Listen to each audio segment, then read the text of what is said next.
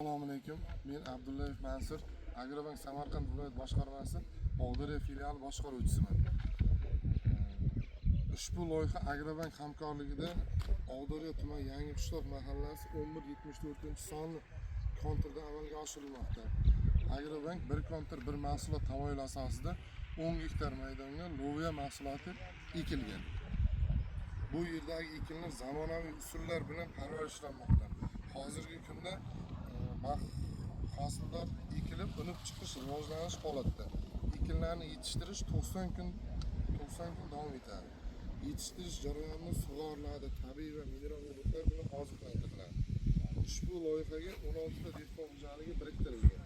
Har bir dehqon xo'jaligi uchun 63 sotikda yer maydoniga to'g'ri keladi.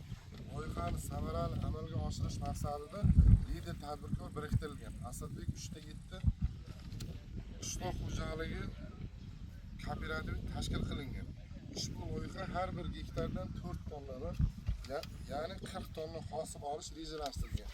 Mazkur ekin yig'ishtirib olingandan so'ng ushbu yoshlarga ajratilgan yerdan har biriga ser daromad mahsulot ekish kelgusida ikkinchi ekinga rejalashtirib olganmiz.